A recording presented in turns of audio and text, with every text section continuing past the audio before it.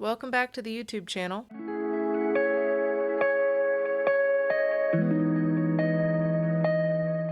So, as I talked about in my newsletter, we are getting close to when we are meant to expect a decision from the Supreme Court on the Indian Child Welfare Act.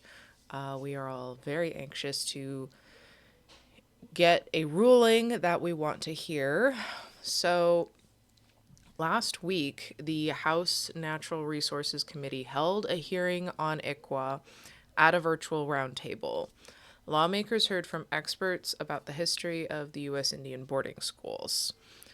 In her testimony, Maggie Blackhawk connected the dots between Native children being taken from their homes and placed in Indian boarding schools to Native children being placed in foster care and being placed for adoption during her testimony.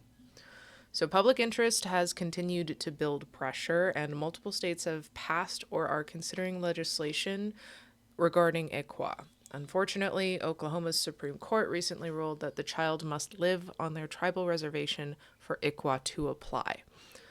That is incredibly disappointing. The Muskogee Nation put out a statement regarding that decision. I am going to link that decision down below in the description.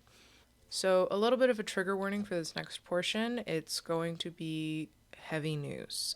It involves the Indian boarding school investigations that are ongoing in both the United States and Canada. So, efforts to uncover the history of Indian boarding schools will be ongoing as archives are digitized and ground penetrating radar surveys are conducted on potential grave sites. Recent news out of Canada is that they have found 40 potential unmarked grave sites at a former BC residential school. Here in the United States, the Road to Healing tour, where survivors and descendants can share testimony, made a stop in Tulalip, Washington. I will make sure to link the video covering that event. Recently, a statement was put out that the Department of Interior has expanded their findings on Native American boarding schools. They have identified nearly 90 sites as Catholic-affiliated Native American boarding schools. The release of information on Tuesday came just weeks after the U.S. Department of Interior officials announced that a $4 million partnership with the National Endowment for the Humanities to expand its federal Indian boarding school initiative through its collection and digitization of records, documenting the experiences of survivors and their descendants of federal boarding school policies. The list of Catholic-led boarding schools compiled by volunteer historians and tribal leaders is the most comprehensive look to date at the church's involvement in the assimilation of Native American children into a white Christian society. According to the Catholic Truth in Healing website, the website was constructed by the group to release its findings, which detail each school and the tribal nations it impacted, among other information. Which brings me to my final topic before I let you go. So the group Illuminative has put out a new podcast called American Genocide, and it actually covers the investigation that is taking place at Red Cloud Indian School in South Dakota. I partnered with them to share their 4th episode, and you may have seen a video of me talking about that recently.